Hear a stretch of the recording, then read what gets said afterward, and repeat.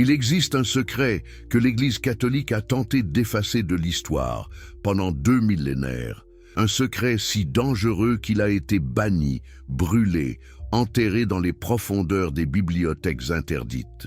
Pendant que vous lisez la Bible posée sur votre table de chevet, avec ses 66 livres soigneusement sélectionnés par les conciles ecclésiastiques, il existe une version beaucoup plus ancienne, une version qui contient 81 livres. Cette Bible éthiopienne, préservée dans les monastères perdus des montagnes d'Afrique, garde le dernier message de Jésus, un message si révolutionnaire qu'il devait être censuré pour que l'Église puisse survivre. Pourquoi ce silence ? Pourquoi cette censure massive? Parce que ce message final contredit absolument tout ce que l'institution religieuse a construit sur la peur, le péché et le salut à travers des intermédiaires humains. Jésus n'a pas laissé un message sur la soumission aux autorités religieuses. Il n'a pas dit « obéissez aux prêtres et vous serez sauvés ». Il a laissé quelque chose de beaucoup plus dangereux. Quelque chose de tellement subversif que les empereurs romains, les papes médiévaux et les réformateurs protestants ont tous conspiré pour l'enterrer. Si vous aimez les histoires qui bouleversent tout ce que vous pensiez savoir, n'oubliez pas de vous abonner à cette chaîne pour ne manquer aucun moment de vérité. Et dites-moi dans les commentaires, de quel pays regardez-vous cette vidéo et quelle heure est-il chez vous en ce moment? J'aimerais savoir où cette vérité se propage sur la planète. Baruch Spinoza, le philosophe qui fut excommunié en 1656 pour avoir osé questionner les dogmes religieux, savait déjà cela au XVIIe siècle. Lui, le fils de marchands juifs portugais, réfugié à Amsterdam, lui qui polissait des lentilles pour gagner sa vie pendant qu'il écrivait les textes les plus dangereux de son époque, avait compris ce que l'Église essayait désespérément de cacher.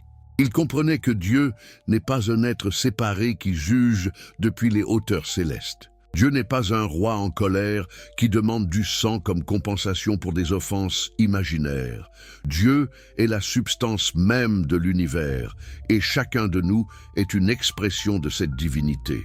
Le dernier message de Jésus, préservé dans la Bible éthiopienne et dans les fragments des manuscrits que l'Église n'a pas réussi à détruire complètement, confirme exactement cela. Mais avant d'aller plus loin, si vous regardez cette vidéo sur votre téléphone portable, prenez une seconde pour appuyer sur le bouton « J'aime ».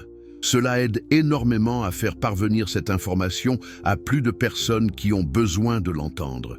Aujourd'hui, nous allons plonger dans cette vérité censurée. Préparez-vous à voir votre foi défiée, vos concepts religieux détruits et peut-être, pour la première fois, à comprendre le véritable sens du message de Jésus. Parce que ce que vous allez découvrir ne se trouve pas dans les sermons du dimanche. Cela ne se trouve pas dans les catéchismes. Cela se trouve dans les textes anciens que l'Église a passé 2000 ans à essayer de faire disparaître. Mais pourquoi? Pourquoi tant d'efforts pour cacher un simple message? Parce que ce message détruit le fondement même du pouvoir ecclésiastique. Il détruit l'idée que vous avez besoin d'un prêtre pour parler à Dieu. Il détruit l'idée que vous êtes un pécheur misérable qui doit supplier pour le pardon. Il détruit l'idée que le salut vient de l'extérieur. Le dernier message de Jésus était radical, absolument radical. Et si les gens l'avaient entendu, vraiment entendu, il n'y aurait jamais eu de Vatican, jamais eu d'inquisition, jamais eu de croisade. Commençons par comprendre ce qui rend la Bible éthiopienne si différente, si dangereuse, si précieuse. Pendant que l'Empire romain christianisé brûlait les textes hérétiques et que les conciles ecclésiastiques décidaient quels livres étaient inspirés par Dieu et lesquels étaient apocryphes, une petite communauté chrétienne en Éthiopie, isolée géographiquement et politiquement, continuait à préserver les manuscrits les plus anciens. L'Église orthodoxe éthiopienne, établie selon la tradition par l'eunuque converti par Philippe dans le livre des Actes, a maintenu un canon biblique qui ressemble beaucoup plus aux collections originales des premiers chrétiens. Pendant que l'Europe traversait les siècles sombres du Moyen-Âge, brûlant des sorcières et des hérétiques, les moines éthiopiens copiaient méticuleusement des textes dans leurs monastères, perchés sur des montagnes inaccessibles, à des milliers de mètres d'altitude. Pourquoi l'Église éthiopienne a-t-elle pu préserver ces textes? La réponse est simple et profonde à la fois. la distance. Quand l'empereur Constantin convoqua le concile de Nicée en 325 après Jésus-Christ, les délégués éthiopiens n'étaient pas présents. Quand le pape et les évêques européens décidaient quel livre éliminer du canon, l'Éthiopie suivait son propre chemin. Quand Martin Luther décidait de retirer encore plus de livres pendant la réforme protestante, réduisant la Bible à l'essentiel nécessaire pour sa doctrine de justification par la foi seule, l'Éthiopie ignorait complètement ces débats européens. Le résultat? Une Bible de 81 livres qui contient des textes que vous n'avez jamais lus. Le livre d'Hénoch complet, pas juste quelques citations. Le livre des Jubilés dans son intégralité. Des apocalypses, des révélations, des enseignements qui révèlent une cosmologie beaucoup plus complexe et riche que celle que nous trouvons dans les Bibles standardisées que nous achetons dans les librairies. Mais quelle est cette cosmologie? Qu'est-ce que ces textes enseignent qui étaient si dangereux qu'il fallait les faire disparaître? Commençons par le plus controversé, le plus mystérieux, le plus censuré de tous ces textes, le livre d'Hénoch. Vous avez probablement entendu parler d'Hénoch dans Genèse, ce patriarche mystérieux qui marcha avec Dieu et qui ne fut plus, car Dieu le prit. Une simple phrase dans votre Bible. Mais dans la Bible éthiopienne, Hénoch a un livre entier. Et ce livre raconte une histoire qui change absolument tout.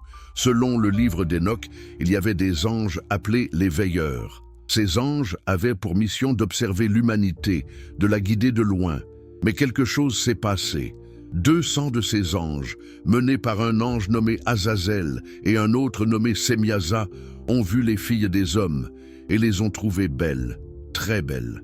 Tellement belles qu'ils ont décidé de descendre sur le mont Hermon et de prendre des femmes humaines comme épouses. Attendez, des anges qui tombent amoureux d'humaines? Des anges qui abandonnent le ciel pour l'amour physique? Ce n'est pas l'histoire que vous avez entendue à l'école du dimanche, n'est-ce pas? Mais cela devient encore plus fascinant. Ces anges ne se sont pas contentés d'épouser des femmes humaines. Ils ont enseigné à l'humanité des connaissances interdites. Azazel a enseigné la métallurgie, comment forger des épées et des armures. D'autres anges ont enseigné l'astronomie, la magie, les herbes et les potions, la cosmétologie, les enchantements. Pourquoi ces connaissances étaient-elles interdites? Parce que selon Hénoch, l'humanité n'était pas encore prête pour ce niveau de connaissance. La technologie sans sagesse mène à la destruction. Et c'est exactement ce qui s'est passé. Les humains ont commencé à s'entretuer avec des armes de métal. Ils ont utilisé la magie pour dominer et manipuler. Le monde est devenu corrompu et violent. Mais il y a quelque chose de beaucoup plus profond ici. Quelque chose que l'Église ne voulait absolument pas que vous compreniez. L'union entre les anges et les humaines a produit des enfants. Ces enfants étaient des hybrides, mi-anges, mi-humains. La Bible les appelle les Néphilim, les géants. Mais qu'est-ce que cela signifie vraiment? Cela signifie que l'humanité n'est pas purement humaine. Nous sommes littéralement descendants de cette union entre le céleste et le terrestre, entre l'esprit et la matière, entre le divin et le physique. Pensez aux implications. Si nous sommes descendants d'anges, si notre ADN même contient des éléments célestes, alors nous ne sommes pas les créatures misérables et pécheresses que l'Église nous dit que nous sommes. Nous sommes porteurs de lumière divine. Nous sommes par nature partiellement divins. Le péché originel n'est pas une tâche héréditaire de désobéissance. C'est simplement l'oubli de notre nature divine. Vous commencez à voir pourquoi l'Église a banni le livre d'Hénoch? Parce que toute la doctrine catholique du péché originel, de la culpabilité héréditaire, de la nécessité du baptême pour laver cette tâche, tout cela s'effondre si nous comprenons que nous sommes descendants d'anges. Nous ne sommes pas nés pécheurs. Nous sommes nés divins, mais nous avons oublié cette vérité. Hénoch lui-même devient encore plus fascinant. Le livre raconte qu'Hénoch fut emmené dans les cieux à travers 7 niveaux de réalité où il vit des mystères cosmiques. Il vit le trône de Dieu, il vit les anges qui contrôlent les éléments, il vit les secrets de la création elle-même. Et puis, quelque chose d'extraordinaire se produisit. Hénoch ne mourut pas. Il fut transformé en un être angélique appelé Métatron, devenant le scribe de Dieu, l'ange le plus élevé dans certaines traditions mystiques juives. Qu'est-ce que cela nous enseigne? Que la transformation de l'humain en divin est possible, qu'il n'y a pas de séparation absolue entre nous et Dieu, qu'un être humain peut, par le mérite de sa quête de connaissance et de sagesse, devenir divin. Enoch a atteint cela par lui-même, sans avoir besoin d'un sauveur, sans avoir besoin d'une église, sans avoir besoin d'un sacrifice expiatoire. C'est précisément ce message que Jésus allait répéter 1000 ans plus tard. Et c'est précisément ce message que l'Église devait censurer. Parce que si vous pouvez devenir divin par vous-même, à quoi sert l'Église? À quoi servent les prêtres? À quoi sert toute cette structure de pouvoir qui s'est enrichie pendant 2 millénaires en se positionnant comme l'intermédiaire obligatoire entre vous et Dieu? Maintenant, déplaçons-nous vers le XVIIe siècle. Amsterdam, 1656. Un jeune homme de 23 ans nommé Baruch Spinoza est appelé devant le conseil de la synagogue portugaise. Il est accusé d'hérésie, de pensées dangereuses, d'opinions abominables. Qu'a-t-il fait? Il a osé suggérer que Dieu et la nature sont une seule et même chose. Il a osé dire que la Bible n'est pas la parole littérale d'un Dieu anthropomorphique, mais un document humain historique qui doit être étudié avec méthode critique. Le Conseil prononce le hérem, l'excommunication la plus sévère du judaïsme. Spinoza est maudit par toutes les malédictions de la loi. Personne ne peut lui parler, personne ne peut lire ses écrits, personne ne peut même se tenir près de lui. Sa propre famille est obligée de le renier. À 23 ans, il est complètement seul dans le monde. Mais pourquoi cette réaction si violente?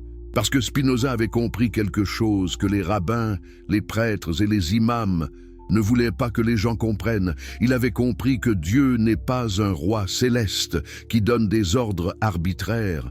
Dieu est la substance infinie dont tout est composé. Vous, moi, les arbres, les étoiles, tout est Dieu se manifestant sous différentes formes. Dans son chef-d'œuvre, l'Éthique, qu'il a écrit pendant des années et qui ne fut publié qu'après sa mort parce que c'était trop dangereux de le publier de son vivant, Spinoza développe cette idée méthodiquement, géométriquement, avec une logique implacable. Il commence avec des définitions et des axiomes, puis il dérive proposition après proposition jusqu'à la conclusion inévitable. Dieu ou la nature, c'est la même chose. Deus sive natura. Qu'est-ce que cela signifie pour nous? Cela signifie que vous êtes littéralement un mode de Dieu. Un mode, c'est une manière d'être, une expression, une manifestation, comme une vague dans l'océan. La vague n'est pas séparée de l'océan. Elle est l'océan se manifestant temporairement sous cette forme. Vous n'êtes pas séparé de Dieu. Vous êtes Dieu se manifestant temporairement sous forme humaine. Spinoza a été accusé d'athéisme, mais en réalité, c'était le penseur le plus religieux de tous, parce que l'athée dit « Dieu n'existe pas ». Spinoza dit « Tout est Dieu ». L'athée nie le divin. Spinoza voit le divin partout, dans tout, comme tout. Chaque arbre est sacré, chaque pierre est divine. Chaque être humain est une expression de l'infini. Vous voyez la connexion avec le livre d'Enoch maintenant? Enoch enseigne que nous sommes descendants d'anges, porteurs de lumière divine. Spinoza enseigne que nous sommes mode de Dieu, expression de la substance infinie. C'est le même message exprimé dans des langages différents, séparés par 2000 ans. Et c'est exactement le message que Jésus allait enseigner. Mais revenons à la Bible éthiopienne, parce que nous n'avons fait qu'effleurer la surface. Le livre d'Enoch contient encore plus de révélations dangereuses. Il décrit un jugement cosmique où les vrais coupables ne sont pas les humains ordinaires, mais les structures de pouvoir corrompues qui asservissent l'humanité. Les anges déchus, dans l'interprétation ésotérique, ne sont pas des êtres surnaturels, mais des archétypes des systèmes de domination. Azazel, qui a enseigné la fabrication d'armes, représente le complexe militaro-industriel qui profite de la guerre. Les anges qui ont enseigné la vanité et l'ornementation représentent le consumérisme qui nous distrait de notre quête spirituelle. Les anges qui ont enseigné la sorcellerie et les potions représentent le contrôle pharmaceutique et chimique de la conscience humaine. Enoch voit un futur où ces systèmes seront jugés et détruits, libérant l'humanité pour qu'elle se souvienne de sa vraie nature. Est-ce que cela résonne avec notre époque? Vivons-nous sous le contrôle de structures de pouvoir qui nous font oublier notre divinité? Les corporations qui transforment nos vies en course sans fin pour la consommation? Les gouvernements qui cultivent la peur pour justifier le contrôle? Les institutions religieuses qui nous disent que nous sommes pécheurs et impuissants? Le livre d'Hénoch n'est pas simplement un texte ancien sur des anges mystiques. C'est un manuel de libération, un appel révolutionnaire à se souvenir de notre nature divine et à renverser les systèmes qui nous maintiennent dans l'ignorance. Pas étonnant que l'Église les bannit. Ce n'est pas un livre qui crée des ouailles obéissantes. C'est un livre qui crée des révolutionnaires spirituels. Mais comment ce livre a-t-il survécu? Comment est-il arrivé en Éthiopie? L'histoire est fascinante.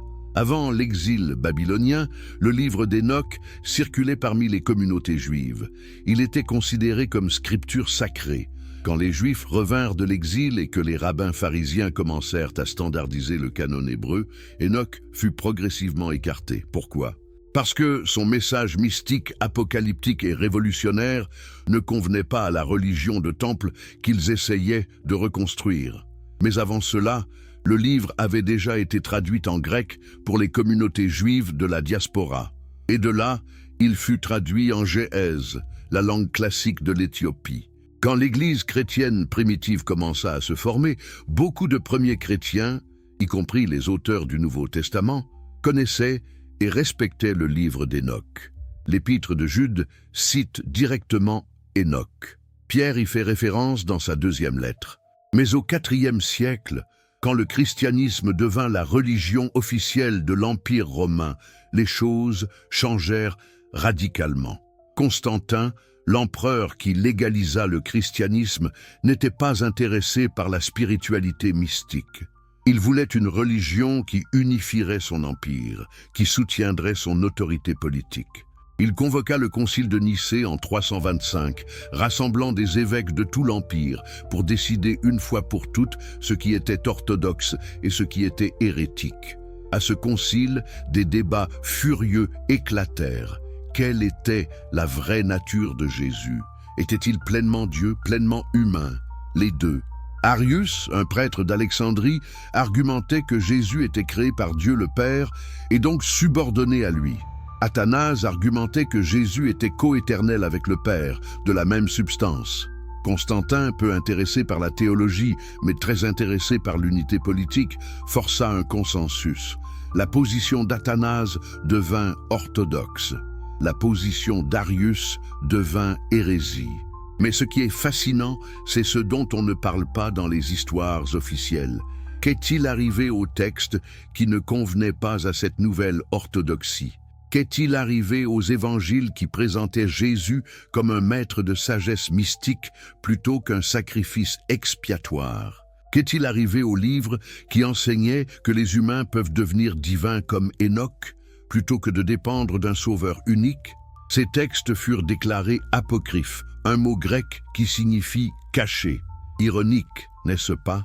L'Église cachait ces textes tout en les appelant cachés, mais le sens évolua rapidement de caché à faux, à hérétique, à dangereux. Posséder ces textes pouvait vous faire accuser d'hérésie, et l'hérésie, dans l'Empire romain christianisé, était punie par la mort. Alors, les croyants qui possédaient ces textes les cachèrent. Certains furent enterrés dans des jarres dans le désert égyptien, comme les manuscrits de Nag Hammadi découverts en 1945.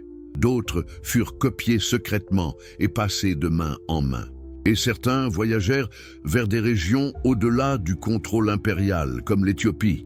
L'Éthiopie était chrétienne depuis le IVe siècle, mais son christianisme avait évolué différemment. Géographiquement isolée par les montagnes et les déserts, politiquement indépendante, l'Église éthiopienne conserva des traditions qui disparaissaient ailleurs. Quand l'islam conquit l'Afrique du Nord au 7e siècle, l'Éthiopie devint encore plus isolée, séparée du monde chrétien par une mer musulmane. Ce fut une bénédiction déguisée. Pendant que l'Europe brûlait des livres et des gens, l'Éthiopie préservait paisiblement ses manuscrits anciens. Les moines copiaient le livre d'Hénoch génération après génération. le considérant comme scripture inspirée, sans se soucier des conciles européens qui l'avaient banni 1000 ans auparavant. Au XXIe siècle, quand les explorateurs occidentaux ont finalement découvert la richesse de la tradition manuscrite éthiopienne, ils furent choqués. Des textes que l'on croyait perdus à jamais existaient encore, préservés dans les bibliothèques de monastères perchés sur des falaises à 3000 mètres d'altitude.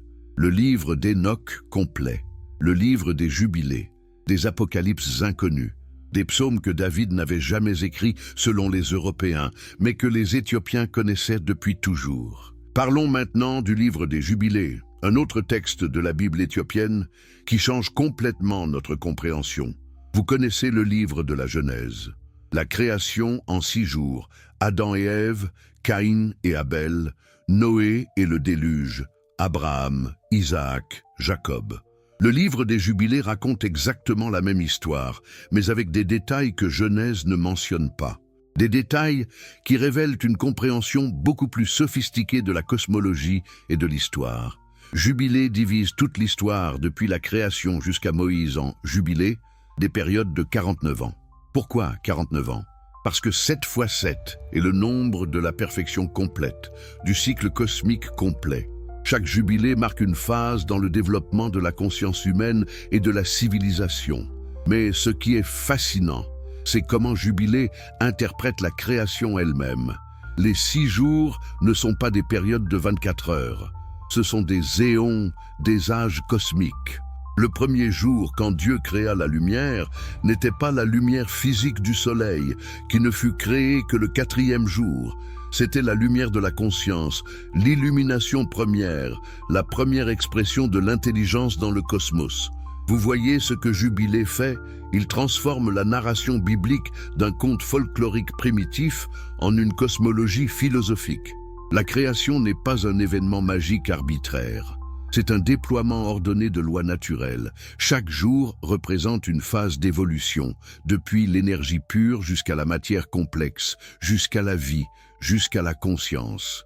Spinoza aurait adoré le livre des Jubilés, parce que Jubilé enseigne exactement ce que Spinoza enseignait. Que les lois de Dieu ne sont pas des commandements arbitraires d'un tyran céleste, mais des expressions de la structure même de la réalité. Mentir, tuer, voler ne sont pas des péchés parce que Dieu les a interdits arbitrairement. Ce sont des violations de l'harmonie naturelle de l'univers, des actions qui génèrent nécessairement la souffrance à cause de la façon dont la réalité fonctionne. Pensez à cela. Si vous mentez, vous créez une distorsion entre la réalité et votre représentation de la réalité. Cette distorsion nécessite plus de mensonges pour être maintenue. Éventuellement, le système s'effondre et la souffrance résulte. Ce n'est pas Dieu qui vous punit pour avoir menti, c'est la nature même de la réalité qui restaure l'équilibre. Si vous tuez, vous détruisez une expression de la substance divine. Vous créez un traumatisme dans le tissu de la communauté humaine. Les conséquences se propagent comme des vagues, créant plus de violence, plus de traumatisme. Ce n'est pas Dieu envoyant la foudre pour vous punir, c'est la loi de cause à effet jouant son rôle. Le livre des Jubilés enseigne que les lois morales ne furent pas inventées par Dieu capricieusement. Elles sont écrites dans la nature des choses. Adam ne reçut pas les 10 commandements. Ils n'avaient pas encore été révélés à Moïse. Mais Adam connaissait naturellement que tuer était mal, que voler était mal, parce que ces choses violent l'ordre naturel.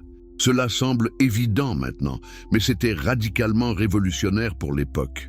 Et c'est exactement pourquoi ces textes furent censurés. Parce que si les lois morales sont naturelles, inscrites dans la structure de la réalité elle-même, alors vous n'avez pas besoin que des prêtres vous les expliquent.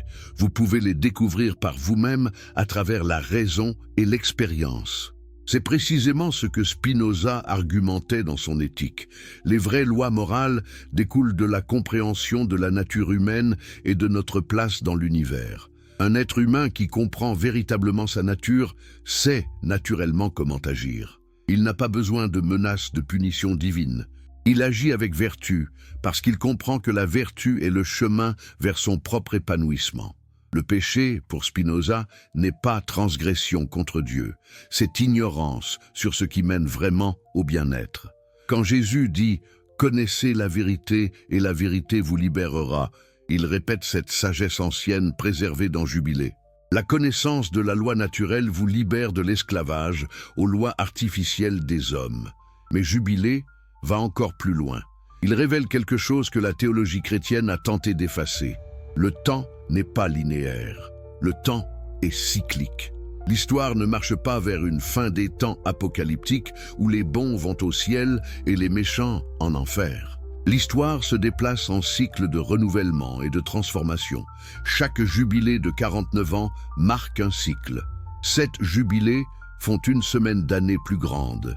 Ces cycles se répètent, chacun offrant l'opportunité pour la conscience humaine de s'élever à un niveau supérieur. Nous ne marchons pas vers une fin. Nous tournons dans une spirale ascendante, potentiellement sans fin, toujours capable de nous élever plus haut. Cette vision cyclique du temps contredit complètement l'eschatologie chrétienne qui promet récompense future pour obéissance présente. Si le temps est cyclique, il n'y a pas de vie après la mort comme récompense pour avoir été une bonne ouelle. Il y a seulement transformation continue de la substance éternelle. Spinoza enseignait exactement cela. Nous sommes éternels, non pas parce que nous avons une âme immortelle qui va dans un autre endroit appelé ciel. Nous sommes éternels parce que nous sommes des modes de la substance éternelle. Notre essence a toujours existé et existera toujours, se transformant infiniment à travers différentes formes. Quand vous mourrez, votre corps se décompose et devient terre, eau, air. Ces éléments sont recyclés par la nature, devenant de nouvelles formes. L'énergie qui vous animait retourne à la source infinie d'énergie. Rien n'est perdu, tout est transformé. Vous n'allez nulle part, parce qu'il n'y a nulle part où aller. Tout est Dieu, tout est ici, tout est maintenant, tout est éternel. Cette compréhension est libératrice. Elle détruit la peur de la mort, qui a été l'outil de contrôle le plus efficace de l'Église. Obéissez ou brûlez en enfer éternellement. Mais si vous comprenez que vous êtes éternel par nature, que la mort est simplement transformation, qu'il n'y a pas de juge en colère attendant pour vous punir, alors cette peur s'évanouit. Et avec cette peur s'évanouit le pouvoir de l'Église. Pourquoi payer des indulgences si l'enfer n'existe pas? Pourquoi confesser vos péchés à un prêtre si le péché n'est que l'ignorance qui peut être surmontée par la connaissance? Pourquoi donner dîme et obéir aux doctrines si vous êtes déjà divin, déjà sauvé, déjà complet? Maintenant, nous arrivons au texte le plus explosif de tous, l'Évangile de Thomas. Découvert à Nag Hammadi en Égypte en 1945, mais connu dans des fragments par la tradition éthiopienne depuis des siècles, l'Évangile de Thomas contient 114 paroles de Jésus. Pas de récit de miracle, pas d'histoire de la naissance virginale, pas de récit de la crucifixion et de la résurrection, juste des paroles, des enseignements, des logia comme les appelaient les Grecs. La parole numéro 3 dit ceci: le royaume de Dieu est à l'intérieur de vous et autour de vous. Quand vous vous connaîtrez vous-même, vous serez connus et vous saurez que vous êtes les enfants du Père vivant. Lisez cela encore, lentement. Le royaume de Dieu est à l'intérieur de vous, pas dans le ciel après votre mort, pas dans une église, à l'intérieur de vous, maintenant. Quand vous vous connaîtrez vous-même, pas quand vous croirez en certains dogmes, pas quand vous obéirez à certaines règles, mais quand vous vous connaîtrez, vous saurez que vous êtes les enfants du Père vivant. Vous êtes déjà les enfants de Dieu. Vous l'avez toujours été. Vous n'avez pas besoin d'être sauvé. Vous avez besoin de vous souvenir. Vous avez besoin de vous connaître. Vous avez besoin de regarder profondément à l'intérieur et de reconnaître la divinité qui a toujours été là. C'est le gnosticisme dans sa forme la plus pure. Gnosis, connaissance, pas foi aveugle, mais connaissance directe, expérience personnelle du divin.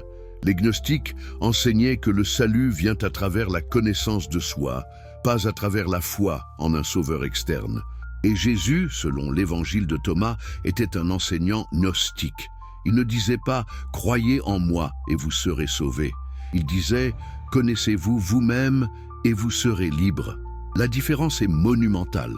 L'une crée des fidèles dépendants, l'autre crée des êtres humains autonomes et éveillés. La parole numéro 108 est encore plus directe. Celui qui boira de ma bouche deviendra comme moi, et moi je deviendrai lui, et les choses cachées lui seront révélées. Jésus dit littéralement que vous pouvez devenir comme lui, que lui et vous pouvez devenir un. C'est du panthéisme pur, l'union complète entre le disciple et le maître, entre l'humain et le divin, parce que finalement, il n'y a pas de séparation. Spinoza aurait reconnu cela immédiatement. Dans la 5e partie de l'Éthique, il décrit l'amour intellectuel de Dieu, un état de conscience où vous comprenez intuitivement votre nature comme mode de la substance infinie. À ce moment, la distinction entre vous et Dieu s'évanouit. Vous aimez Dieu, et cet amour est Dieu s'aimant lui-même à travers vous. C'est la béatitude suprême, la libération finale. Jésus enseignait exactement cela. Le royaume de Dieu n'est pas un lieu futur. C'est un état de conscience présent. C'est la réalisation que vous et le Père êtes un, que tout est Dieu, que la séparation est une illusion créée par l'ignorance. Mais pourquoi l'Église a-t-elle banni l'évangile de Thomas? La réponse devrait être évidente maintenant. Thomas rend l'Église complètement inutile. Si vous pouvez atteindre la connaissance directe de Dieu à travers la méditation, la contemplation et l'introspection, pourquoi auriez-vous besoin de prêtres? Si vous êtes déjà un enfant de Dieu, pourquoi auriez-vous besoin de rituels de salut? Si vous pouvez devenir un avec Christ à travers la connaissance, pourquoi auriez-vous besoin que l'Église médie cette union? L'Église catholique a déclaré le gnosticisme hérésie au IIe siècle. Irénée de Lyon, un père de l'Église, écrivit des volumes entiers attaquant les gnostiques. Pourquoi? Parce que les gnostiques menaçaient toute la structure de pouvoir que l'Église construisait. Ils enseignaient que chaque personne peut avoir accès direct au divin. Ils enseignaient que les rituels et les sacrements sont moins importants que l'expérience intérieure. Ils enseignaient que les femmes pouvaient être apôtres et enseignantes autant que les hommes. Tout cela était inacceptable pour une institution qui construisait une hiérarchie rigide de pouvoir mâle. Alors les évangiles gnostiques furent brûlés. Les enseignants gnostiques furent déclarés hérétiques. Leurs communautés furent persécutées et dispersées. Mais les textes survécurent. Certains furent cachés dans le désert, attendant 1600 ans d'être redécouverts. D'autres furent préservés dans la tradition orale et écrite de l'Éthiopie. Et maintenant, au XXIe siècle, nous pouvons enfin lire ce que Jésus enseignait vraiment avant que l'Église ne transforme son message en système de contrôle. Dites-moi dans les commentaires, de quel pays regardez-vous cela? Et quelle heure est-il où vous êtes? Je veux savoir jusqu'où cette vérité voyage. Avant de continuer cette révélation qui change absolument tout ce que vous pensiez savoir sur le christianisme, permettez-moi de vous demander quelque chose. Si vous appréciez ces histoires qui bouleversent les certitudes et révèlent des vérités cachées pendant des siècles, n'oubliez pas de vous abonner à cette chaîne. Chaque abonnement aide à propager cette connaissance à plus de personnes qui cherchent la vérité au-delà des dogmes officiels. Et si vous regardez cette vidéo sur votre téléphone portable, prenez juste une seconde pour appuyer sur le bouton « J'aime ». Cela aide énormément l'algorithme à faire parvenir ce message à des milliers d'autres personnes qui ont besoin de l'entendre. Dites-moi aussi dans les commentaires, de quel pays nous regardez-vous en ce moment? Et quelle heure est-il chez vous? J'aimerais vraiment savoir jusqu'où cette vérité voyage sur notre planète et qui sont ces chercheurs de vérité dispersés aux 4 coins du monde. Maintenant, plongeons encore plus profondément dans les secrets que l'Église a passé 2 millénaires à enterrer. Parce que ce que nous avons découvert jusqu'à présent n'est que la surface. Les profondeurs sont encore plus vertigineuses, encore plus transformatrices, encore plus dangereuses pour les structures de pouvoir qui contrôlent des milliards d'âmes. Reprenons où nous nous étions arrêtés avec le livre des Jubilés. Nous avons vu comment ce texte, préservé intégralement dans la Bible éthiopienne, mais banni des canons occidentaux, révèle que les lois morales ne sont pas des commandements arbitraires d'un Dieu capricieux, mais des expressions de l'ordre naturel de l'univers. Mais Jubilé va beaucoup plus loin, beaucoup plus profondément dans des territoires que l'Église ne pouvait tout simplement pas permettre au public de connaître. Jubilé raconte une version de l'histoire biblique qui inclut des détails fascinants absents de la Genèse. Par exemple, saviez-vous que selon Jubilé, Adam et Ève n'étaient pas les premiers humains? Ils étaient les premiers humains conscients, les premiers à avoir la connaissance du bien et du mal, les premiers à être véritablement éveillés spirituellement. Avant eux, il y avait des créatures qui ressemblaient à des humains, mais qui vivaient comme des animaux, sans conscience morale, sans langage articulé, sans compréhension de leur nature divine. Quand Dieu créa Adam selon Jubilé, il ne créa pas un corps à partir de rien. Il prit une de ces créatures préhumaines et insuffla en elle son esprit, sa conscience, son âme divine. Adam devint ainsi le premier véritable humain, le premier être capable de contempler l'infini, de comprendre la moralité, de choisir consciemment entre le bien et le mal. Ève fut créée de la même manière, non pas à partir d'une côte physique d'Adam, mais comme une manifestation égale de la conscience divine dans la forme féminine. Voyez-vous les implications révolutionnaires de cette interprétation? Cela signifie que l'évolution et la création ne sont pas en conflit. Les corps humains ont évolué à partir de formes animales, exactement comme la science moderne l'enseigne. Mais à un certain point dans cette évolution, quelque chose de nouveau émergea. La conscience spirituelle, la capacité de se connaître soi-même, l'étincelle divine. C'est cela que Jubilé appelle la création d'Adam. Et qu'en est-il du péché originel? Selon Jubilé, le fruit défendu n'était pas une pomme dans un jardin magique, c'était une métaphore pour la connaissance du bien et du mal, pour le développement de la conscience morale. Avant de manger ce fruit, Adam et Ève étaient comme des enfants innocents, vivant dans un état de béatitude inconsciente. Ils ne connaissaient ni la honte, ni la culpabilité, ni la mort, parce qu'ils n'avaient pas encore la capacité de conceptualiser ces choses. Mais quand ils mangèrent le fruit, c'est-à-dire quand leur conscience s'éveilla pleinement, ils devinrent conscients de leur mortalité. Ils réalisèrent qu'ils mourraient un jour. Ils développèrent l'ego, le sens du moi séparé qui doit être préservé.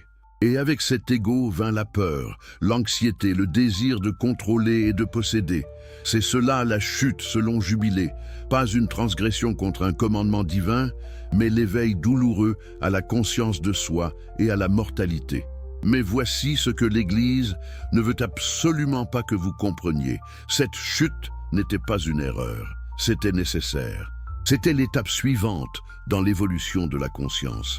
Avant la chute, l'humanité vivait dans un état d'unité inconsciente avec Dieu, comme un fœtus dans le ventre maternel. Après la chute, l'humanité devait apprendre à retrouver cette unité consciemment, à travers le choix, la connaissance et la transformation spirituelle. Le jardin d'Éden n'était pas un lieu physique quelque part en Mésopotamie, c'était un état de conscience. Et nous ne pouvons pas y retourner en obéissant à des commandements religieux. Nous devons aller au-delà, vers un état encore plus élevé. Un état où nous sommes pleinement conscients de notre mortalité pleinement conscients de notre immortalité. Un état où nous connaissons la séparation l'unité.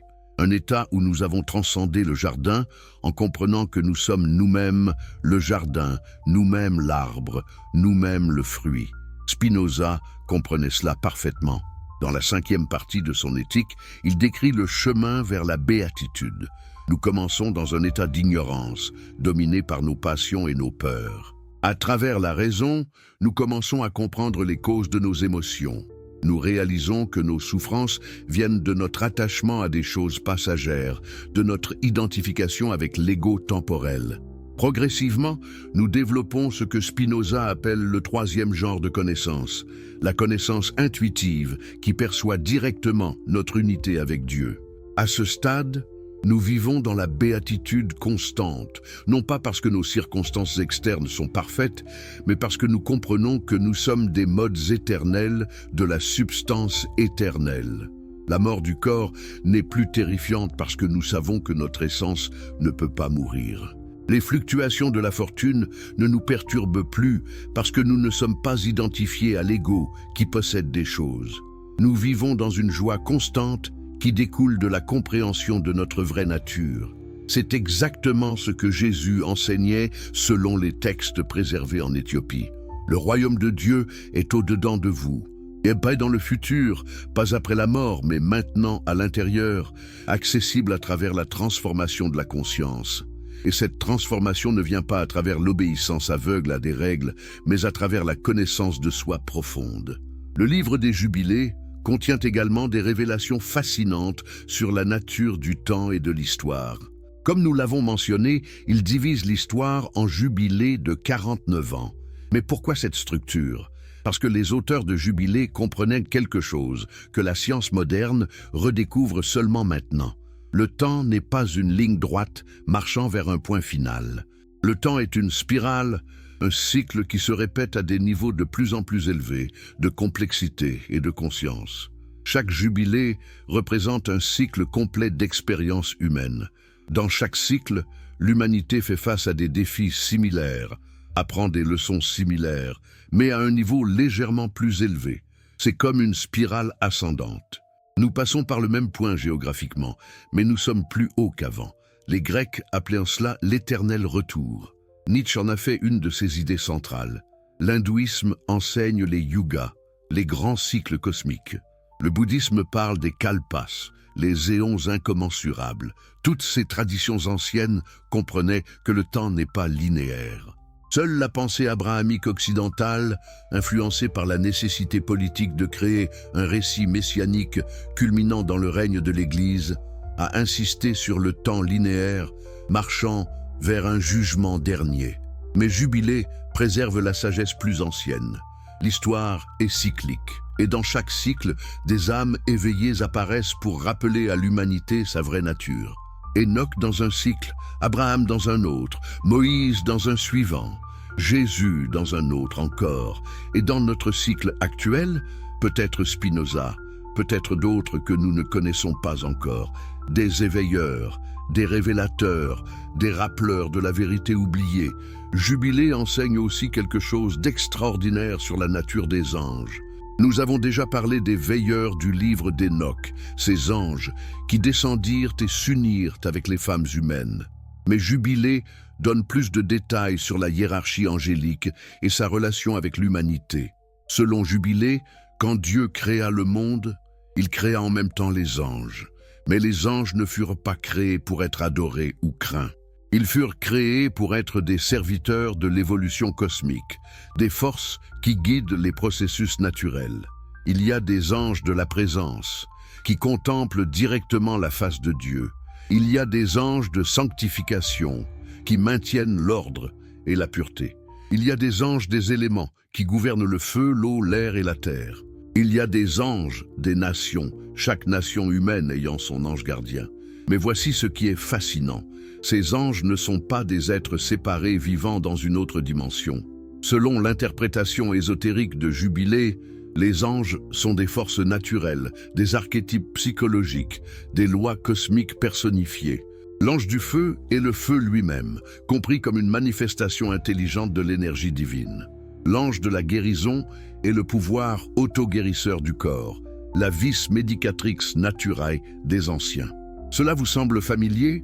C'est exactement ce que Spinoza enseignait. Il n'y a pas de surnaturel. Tout est naturel. Ce que nous appelons anges ou esprits sont simplement des aspects de la nature que nous ne comprenons pas encore complètement, ou des métaphores pour des processus psychologiques et cosmiques. Quand le livre d'Enoch parle des anges tombant et s'unissant avec les humaines, à un niveau littéral, cela pourrait décrire des êtres avancés d'une civilisation antérieure ou même extraterrestre qui se sont mélangés avec les humains primitifs. Mais à un niveau métaphorique plus profond, cela décrit l'union de l'esprit et de la matière, du céleste et du terrestre, du conscient et de l'inconscient. Cette union produit les Néphilim, les géants, qui représentent des êtres humains éveillés avec des capacités extraordinaires. Et nous sommes tous des descendants de cette union. Nous portons tous en nous à la fois l'humain et l'angélique, la matière et l'esprit, le mortel et l'immortel. Notre travail n'est pas de nier un côté pour glorifier l'autre, mais d'intégrer les deux, de réaliser l'union sacrée en nous-mêmes. Le livre des Jubilés raconte également l'histoire de Noé et du déluge, mais avec des détails qui changent complètement la signification.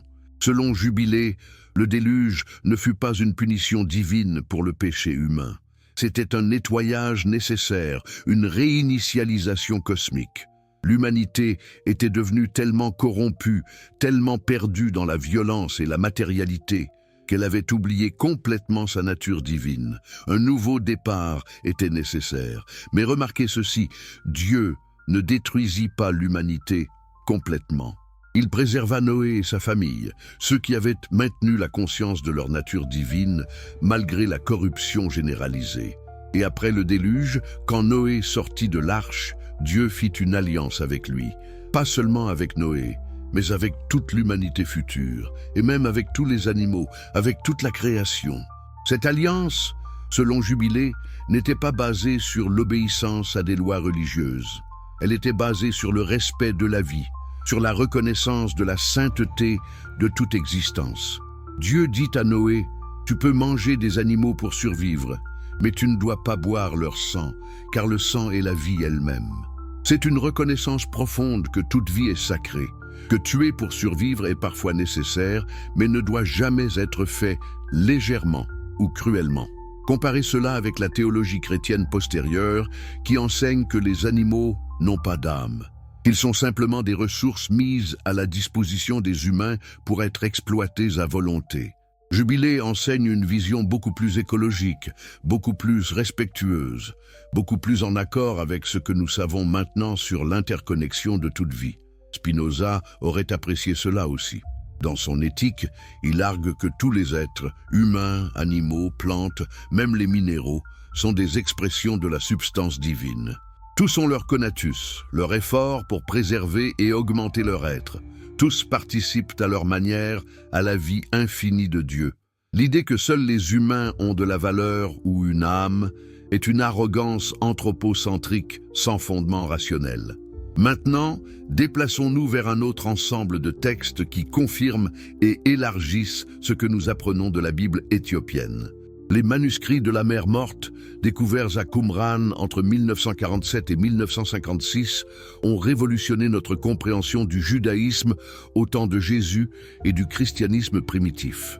Ces manuscrits, cachés dans des grottes par une communauté juive sectaire, probablement vers 68 après Jésus-Christ, quand les Romains approchaient pour écraser la révolte juive, ont dormi pendant presque 2000 ans avant d'être redécouverts par un jeune berger bédouin cherchant une chèvre perdue.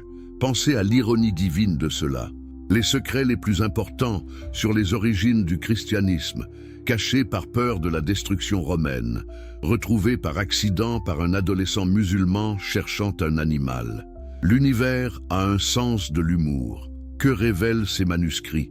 Ils révèlent l'existence d'une communauté juive que les historiens identifient généralement comme les Esséniens, bien que les manuscrits eux-mêmes ne mentionnent jamais ce nom. Cette communauté vivait dans le désert de Judée, près de la mer Morte, dans une sorte de monastère primitif. Ils pratiquaient le célibat, ou du moins certains d'entre eux le faisaient. Ils partageaient tous leurs biens en commun. Ils se purifiaient quotidiennement par des bains rituels. Ils étudiaient intensément les Écritures et croyaient recevoir de nouvelles révélations à travers leurs enseignants inspirés. Plus important encore, ils rejetaient complètement le temple de Jérusalem et le sacerdoce sadducéen qui le contrôlait. Ils considéraient ces prêtres comme corrompus, compromis avec les Romains, infidèles à la vraie loi de Moïse. Ils attendaient deux messies, un messie sacerdotal qui restaurerait le vrai sacerdoce et un messie royal qui libérerait Israël de la domination étrangère. Et ils croyaient qu'un grand conflit cosmique approchait, une guerre finale entre les fils de lumière et les fils des ténèbres. Est-ce que tout cela vous semble familier? Est-ce que cela ressemble à l'environnement dans lequel Jésus et Jean-Baptiste auraient pu être formés? Les parallèles sont frappants et indéniables. Jean-Baptiste vivait dans le désert, portait des vêtements de poils de chameau, mangeait des sauterelles et du miel sauvage, prêchait le repentir et pratiquait le baptême d'eau comme purification. Tout cela correspond parfaitement aux pratiques esséniennes. Et Jésus, les évangiles canoniques ne nous disent presque rien sur sa vie entre l'âge de 12 ans, quand il étonna les docteurs dans le temple, et l'âge de 30 ans, quand il commença son ministère public. 18 ans de silence complet. Où était-il? Que faisait-il? La tradition officielle de l'Église prétend qu'il travaillait comme charpentier à Nazareth. Mais est-ce vraiment plausible qu'un homme qui sortit à 30 ans avec une compréhension si profonde des Écritures, une telle autorité spirituelle, une telle capacité à débattre avec les rabbins les plus érudits, ait simplement construit des tables pendant 2 décennies? Les manuscrits de Qumran suggèrent une possibilité beaucoup plus plausible. Jésus passa ses années perdues à étudier avec les Esséniens. Il apprit leurs techniques de méditation et de purification. Il étudia leurs interprétations ésotériques des prophètes. Il participa à leurs rituels communautaires. Et éventuellement, comme tout vrai chercheur spirituel, il transcenda même les enseignements de ses maîtres pour atteindre sa propre réalisation. Un des textes de Qumran, appelé le document de Damas, parle d'un maître de justice qui fut le fondateur ou un leader précoce de la communauté essénienne. Ce maître de justice était un prêtre légitime qui avait été expulsé du temple par les autorités corrompues. Il reçut des révélations directes de Dieu sur l'interprétation correcte de la loi. Il rassembla des disciples autour de lui dans le désert. Et finalement, il fut persécuté et probablement tué par un adversaire que les manuscrits appellent le prêtre impie. Les parallèles avec Jésus sont troublants. Jésus aussi critiqua sévèrement les autorités du temple. Il les appela « sépulcres blanchis » et « race de vipères ». Il affirma avoir une autorité d'interprétation des Écritures qui surpassait celle des scribes et des pharisiens. Il rassembla des disciples et créa une communauté alternative. Et finalement, il fut trahi et exécuté par les autorités religieuses en collaboration avec le pouvoir romain. Certains chercheurs radicaux ont même suggéré que Jésus et le maître de justice pourraient être la même personne, ou que les histoires de l'un ont influencé les histoires de l'autre. Mais même si nous rejetons cette identification directe, les parallèles restent frappants. Au minimum, il suggère que Jésus faisait partie d'un mouvement beaucoup plus large de résistance spirituelle contre la religion institutionnelle corrompue de son époque. Mais voici ce qui est vraiment fascinant. Les Esséniens n'étaient pas seulement des réformateurs religieux, ils étaient des mystiques, des ésotéristes. Leurs textes parlent de mystères et de connaissances cachées, révélées seulement aux initiés. Ils pratiquaient des méditations sur les noms divins. Ils croyaient en une hiérarchie angélique complexe avec laquelle ils pouvaient communiquer. Ils attendaient non pas simplement la restauration d'Israël politique, mais une transformation cosmique complète, une nouvelle création. Un des textes les plus extraordinaires de Qumran est appelé les chants du sacrifice sabbatique, aussi connus comme les cantiques de l'Holocauste sabbatique.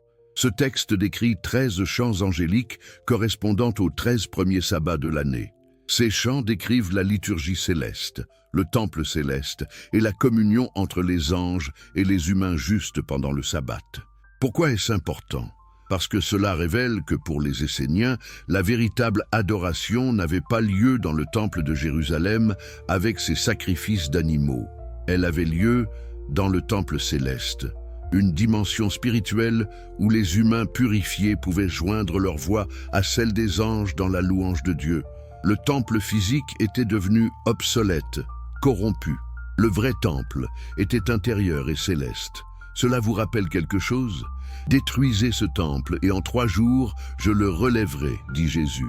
Les Juifs pensaient qu'il parlait du temple de Jérusalem, mais l'évangile de Jean nous dit qu'il parlait du temple de son corps. Plus profondément encore, il parlait du temple de la conscience, le lieu intérieur où l'humain et le divin se rencontrent. Quand Jésus dit à la femme samaritaine que ni à Jérusalem, ni sur le mont Garizim, les hommes adoreront Dieu, mais en esprit et en vérité, il répète exactement la théologie essénienne.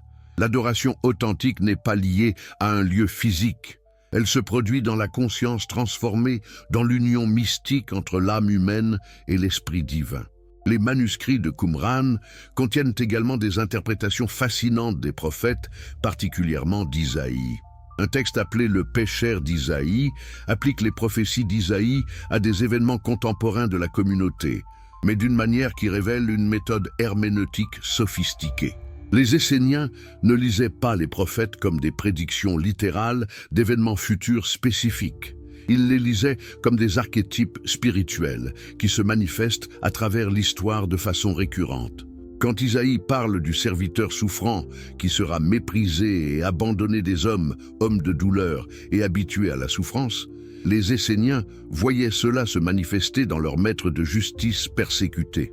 Les premiers chrétiens voyaient cela se manifester en Jésus crucifié, mais à un niveau plus profond, ils reconnaissaient tous que le serviteur souffrant est un archétype éternel.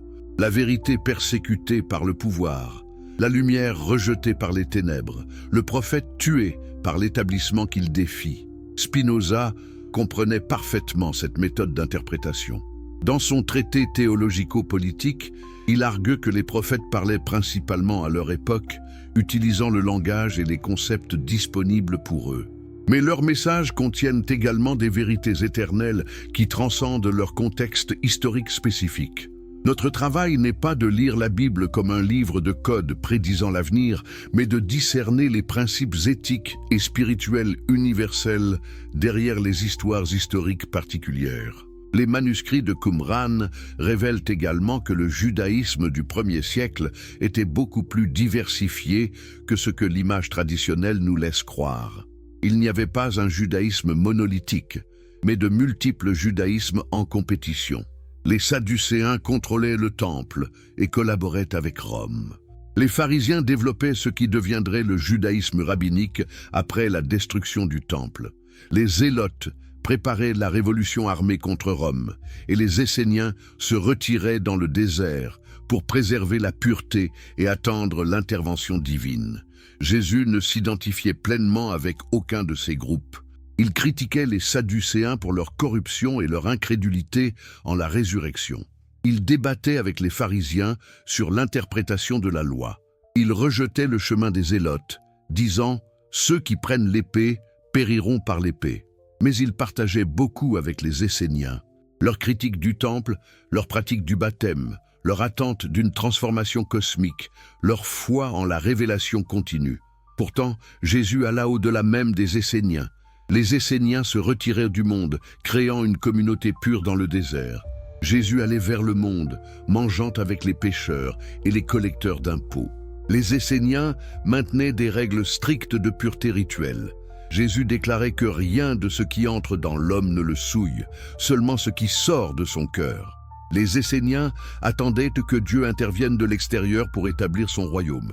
Jésus proclamait que le royaume était déjà présent, intérieur, accessible maintenant. En d'autres termes, Jésus prit la théologie essénienne et la radicalisa encore plus. Il l'intériorisa complètement. Le temple n'est pas seulement céleste, il est en vous. Le royaume n'est pas seulement futur, il est maintenant. La pureté n'est pas rituelle, elle est intérieure. Dieu n'est pas seulement transcendant, il est immanent, présent dans chaque moment, dans chaque personne. C'est exactement ce message que les textes éthiopiens préservent et que les manuscrits de Qumran confirment indirectement. Jésus n'était pas le fondateur d'une nouvelle religion. Il était l'aboutissement d'une longue tradition de mystiques juifs qui cherchaient l'expérience directe du divin au-delà des rituels et des institutions. Et son dernier message, celui que l'Église a censuré, était la déclaration la plus radicale de toutes. Vous n'avez pas besoin de médiateur, vous n'avez pas besoin de temple, vous n'avez pas besoin de sacrifice. Vous êtes déjà le temple, vous êtes déjà unis à Dieu. Réveillez-vous simplement à cette réalité. Passons maintenant à un autre texte censuré qui change complètement notre compréhension. L'Apocalypse de Pierre. Vous connaissez probablement le livre de l'Apocalypse dans votre Nouveau Testament, attribué à Jean. Mais saviez-vous qu'il y avait plusieurs apocalypses circulant dans l'Église primitive? L'Apocalypse de Pierre était si populaire et si respectée que certaines églises la considéraient comme scripture canonique jusqu'au IVe siècle. Des fragments de ce texte ont été découverts en Égypte et une version plus complète existe en éthiopien ancien. Ce que ce texte révèle va choquer profondément quiconque a été élevé dans la foi chrétienne traditionnelle. Parce que l'Apocalypse de Pierre décrit effectivement l'enfer et le paradis, mais d'une manière radicalement différente de la doctrine catholique. Pierre, dans ce texte, reçoit une vision de l'au-delà. Il voit ceux qui ont commis différents péchés subissant différentes punitions. Les meurtriers sont torturés, les adultères souffrent, les blasphémateurs sont punis. Jusqu'ici, cela ressemble à la doctrine catholique standard de l'enfer. Mais voici ce qui change tout. Ces punitions ne sont pas éternelles, elles sont purificatrices. Le feu qui brûle les pécheurs n'est pas le feu de la vengeance divine, mais le feu de la purification spirituelle. C'est le feu qui brûle les impuretés de l'âme, révélant la lumière divine qui a toujours été présente en dessous. Comme l'or passait à travers le feu pour enlever les scories, l'âme passe à travers le feu de la purgation pour enlever les attachements égotiques et les ignorances. Et finalement, tous sont purifiés, tous reconnaissent leur vraie nature divine, tous sont restaurés à l'unité avec Dieu. Il n'y a pas de damnation éternelle dans l'Apocalypse de Pierre. Il y a seulement un processus temporel de purification dont la durée dépend de la profondeur, de l'ignorance et de l'attachement. Vous commencez à voir pourquoi l'Église a banni ce texte? Parce que toute l'industrie ecclésiastique de la peur de l'enfer s'effondre si les gens comprennent que même les pires pécheurs sont finalement sauvés. À quoi servent les indulgences si tout le monde est finalement purifié de toute façon? À quoi sert la confession si vos péchés seront brûlés dans le feu purificateur, quoi qu'il arrive? À quoi sert l'obéissance à l'Église si elle ne peut pas vraiment vous condamner éternellement? L'Apocalypse de Pierre enseigne ce que les théologiens appellent l'apocatastase, la restauration ultime de toute chose. Cette doctrine fut enseignée par Origène d'Alexandrie au IIIe siècle, un des plus grands théologiens chrétiens primitifs. Origène argumentait que l'amour de Dieu est si puissant, si patient, si persistant qu'il finira par vaincre toute résistance. Même Satan sera finalement réconcilié avec Dieu. Bien sûr, Origène fut déclaré hérétique après sa mort, et ses écrits furent en grande partie détruits. Mais l'idée survécut dans les traditions mystiques. Les chrétiens orthodoxes orientaux ont une doctrine plus nuancée que les catholiques, reconnaissant que l'enfer pourrait ne pas être éternel pour tous. Certains théologiens protestants modernes redécouvrent l'universalisme, l'idée que tous sont finalement sauvés. Mais dans la tradition catholique dominante et dans beaucoup de protestantisme évangélique, l'enfer éternel est central. Pourquoi? Parce que la peur est l'outil de contrôle le plus efficace. Si vous croyez qu'un seul péché mortel non confessé vous enverra brûler en enfer pour l'éternité, vous serez terrifié de désobéir à l'Église. Vous paierez vos dîmes, vous suivrez les règles, vous ne questionnerez pas les autorités. Mais si vous savez que vous êtes finalement sauvé quoi qu'il arrive, que le pire qui puisse arriver est une période temporaire de purification auto-infligée par votre propre ignorance, alors vous êtes libre, libre de questionner. Libre de chercher la vérité par vous-même, libre d'écouter votre conscience intérieure plutôt que les commandements externes. Spinoza a été accusé d'athéisme, mais une de ses critiques les plus féroces de la religion organisée concernait précisément cette manipulation par la peur. Dans son traité théologico-politique, il écrit que les prêtres ont transformé la religion, qui devrait être source de joie et de libération, en source d'anxiété et de terreur. Ils ont créé un Dieu monstrueux qui torture éternellement ses propres enfants pour des offenses finies. Mais ce Dieu monstrueux n'existe pas.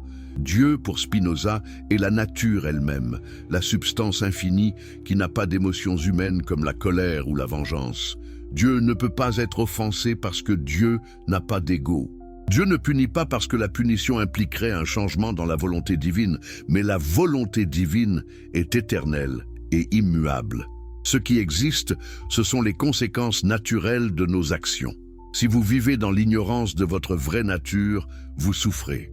Cette souffrance n'est pas une punition imposée de l'extérieur. C'est la conséquence inévitable de vivre en contradiction avec la réalité. Si vous croyez que vous êtes un ego séparé qui doit constamment défendre et agrandir lui-même, vous vivrez dans l'anxiété constante et le conflit. Mais si vous réalisez que vous êtes un mode de la substance infinie, cette anxiété disparaît naturellement. Le feu de l'enfer, dans l'Apocalypse de Pierre, est une métaphore pour cette souffrance auto-créée par l'ignorance. Et la purification est le processus de voir à travers cette ignorance, de reconnaître votre vraie nature, de lâcher les attachements qui créent la souffrance. Ce processus peut être douloureux, comme brûler est douloureux, mais c'est une douleur curative, pas punitive. Et qu'en est-il du paradis dans l'Apocalypse de Pierre? Pierre voit les justes dans un jardin magnifique, rayonnant de lumière, chantant des louanges éternelles. Mais le texte est clair que ce jardin n'est pas un lieu géographique quelque part dans le cosmos. C'est un état de conscience. C'est la béatitude qui vient de la connaissance de l'union avec Dieu. Les justes ne sont pas récompensés par Dieu pour avoir été obéissants.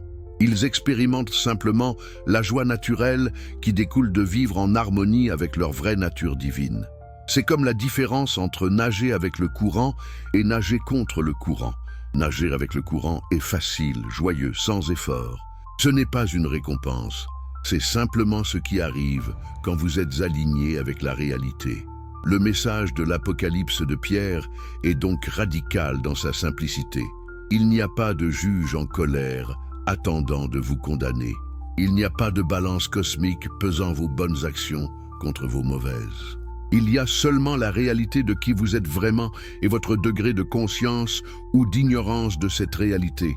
L'enfer est l'ignorance de votre divinité. Le ciel est la connaissance de votre divinité. Et finalement, tout le monde passera de l'ignorance à la connaissance, de l'obscurité à la lumière, de la séparation à l'unité. C'est exactement le message que Jésus enseignait selon les textes éthiopiens. Son dernier message n'était pas « Croyez en moi » ou « Brûlez éternellement ». C'était « Connaissez-vous vous-même et vous serez libres ». L'ignorance est le seul péché. La connaissance est le seul salut. Et cette connaissance n'est pas intellectuelle, pas théorique. C'est la gnose, la connaissance directe, expérientielle de votre union avec le tout. Les traditions éthiopiennes préservent également des détails fascinants sur ce qui s'est passé pendant les 40 jours entre la résurrection de Jésus et son ascension. Selon ces traditions, Jésus n'a pas simplement apparu occasionnellement aux disciples pour prouver qu'il était vivant. Il a passé ces 40 jours à enseigner des connaissances secrètes, des mystères qui ne devaient pas être écrits ouvertement, mais transmis oralement aux initiés. Qu'enseignait-il pendant ces 40 jours? Les textes suggèrent qu'il révélait la cosmologie complète, la nature des cieux multiples, les hiérarchies angéliques, les mystères de la création et de la transformation. Mais surtout, il enseignait la technique de la transformation spirituelle, comment transcender la conscience ordinaire et entrer dans l'union mystique avec le divin. Ces enseignements formèrent la base de ce qui deviendra plus tard la tradition gnostique chrétienne. Les gnostiques prétendaient avoir reçu des enseignements secrets de Jésus qui n'étaient pas dans les évangiles publics. L'Église les accusait d'inventer ces enseignements. Mais les textes éthiopiens confirment qu'il y avait effectivement une couche d'enseignements secrets réservés aux disciples les plus avancés. Pourquoi des enseignements secrets? Pas parce que Jésus voulait garder des connaissances pour une élite, mais parce que certaines vérités ne peuvent pas être comprises intellectuellement. Elles doivent être expérimentées. Et pour les expérimenter, vous devez être préparé spirituellement. C'est comme essayer d'expliquer la couleur à quelqu'un de nez aveugle. Les mots seront toujours inadéquats. La personne doit recevoir la vue pour comprendre. De la même manière, vous pouvez dire à quelqu'un « vous êtes Dieu ». Mais ces mots ne signifieront rien si la personne n'a pas fait le travail intérieur de dissoudre l'ego et d'ouvrir la conscience. Les mots pourraient même être dangereux, conduisant à l'inflation égotique « je suis Dieu, donc je peux faire ce que je veux ». Mais ce n'est pas ce que signifie « vous êtes Dieu ». Cela signifie que votre ego n'existe pas vraiment, que ce que vous pensez être vous est une illusion, et que votre vraie nature est la substance infinie, qui est également la nature de tout le reste. Les enseignements secrets de ces 40 jours concernaient les pratiques pour réaliser cela directement. Méditation, prière contemplative, jeûne, technique de respiration, visualisation, mantra. Des méthodes pour calmer le mental, transcender le bavardage égotique et entrer dans le silence profond où le divin peut être expérimenté directement. L'Église n'enseigne pas ces méthodes. L'Église enseigne des croyances, des doctrines, des rituels. Croyez que Jésus est mort pour vos péchés. Participez à la messe. Réciter les prières prescrites, mais croire des doctrines ne transforme pas la conscience. Les rituels externes ne conduisent pas nécessairement à la transformation intérieure. Les véritables enseignements de Jésus, préservés fragmentairement dans les textes éthiopiens et gnostiques, concernaient la transformation radicale de la conscience. Et cette transformation ne peut pas être institutionnalisée. Elle ne peut pas être contrôlée par une hiérarchie ecclésiastique. Chaque personne doit faire le travail elle-même. L'enseignant peut indiquer le chemin, mais vous devez marcher vous-même. C'est pourquoi ces enseignements devaient être censurés. Ils rendaient l'Église obsolète. Si chaque personne peut expérimenter directement son union avec Dieu, à quoi sert une institution qui prétend être l'unique médiateur entre l'humanité et Dieu? Spinoza le savait. C'est pourquoi il fut excommunié. Il enseignait que la vraie religion n'est pas l'obéissance à des autorités externes, mais la transformation intérieure qui conduit à la joie et à l'amour. Il enseignait que n'importe qui peut atteindre cette transformation à travers la raison et l'intuition, sans avoir besoin de révélations surnaturelles ou de rituels sacramentaux. Le dernier message de Jésus, préservé dans ses traditions censurées, est essentiellement le même que le message de Spinoza. Vous êtes divin par nature. Vous pouvez réaliser cette divinité directement, et cette réalisation vous libérera de toute peur, de toute souffrance, de tout besoin de validation externe. C'est le message le plus dangereux jamais prononcé. Plus dangereux pour les structures de pouvoir que n'importe quelle révolution politique. Parce qu'une révolution politique remplace simplement un groupe au pouvoir par un autre. Mais ce message détruit le concept même de pouvoir hiérarchique. Il proclame que chaque personne est également divine, également précieuse, également capable d'accès direct à la vérité ultime. Maintenant, vous comprenez pourquoi la Bible éthiopienne devait rester cachée dans les monastères des montagnes. Pourquoi les manuscrits de Qumran furent enterrés dans des grottes. Pourquoi l'Apocalypse de Pierre fut banni du canon. Pourquoi Spinoza fut excommunié et ses livres brûlés. Parce que la vérité qu'ils contiennent libère les gens. Et les institutions de contrôle ne veulent pas de gens libres. Elles veulent des croyants obéissants. Mais la vérité ne peut pas être supprimée éternellement. Elle revient toujours. Dans chaque génération, des chercheurs la redécouvrent. Dans notre génération, nous avons les manuscrits retrouvés. Nous avons les traductions de textes anciens. Nous avons Internet qui rend l'information accessible à tous. Le monopole de l'Église sur la connaissance religieuse est brisé. Et maintenant, vous faites partie de cette redécouverte.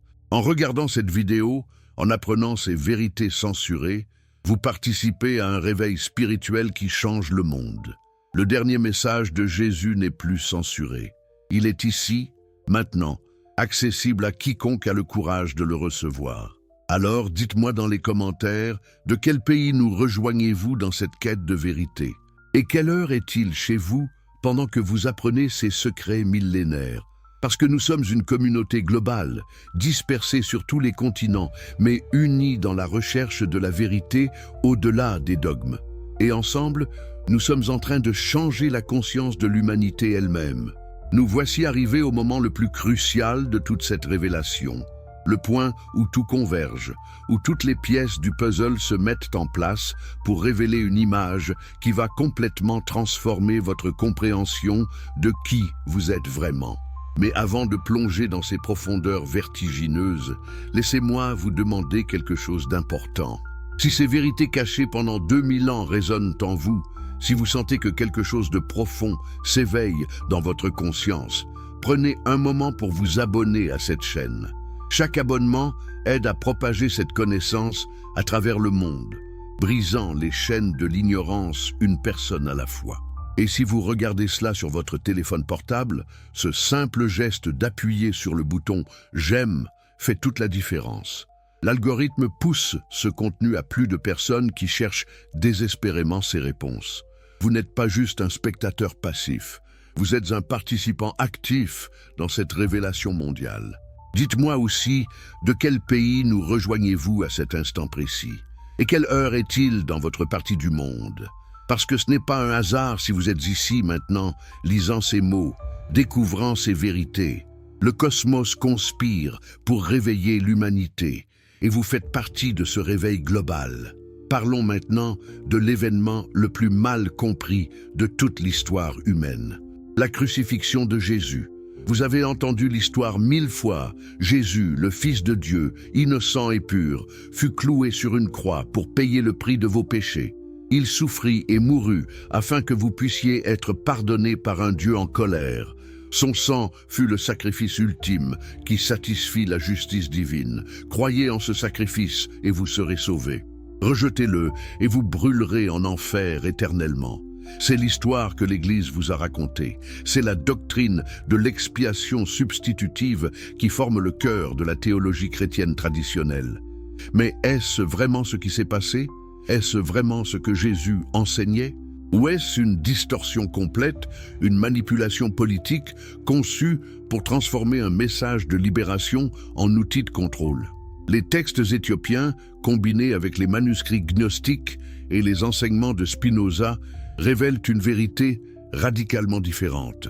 La crucifixion n'était pas un sacrifice expiatoire, c'était une démonstration.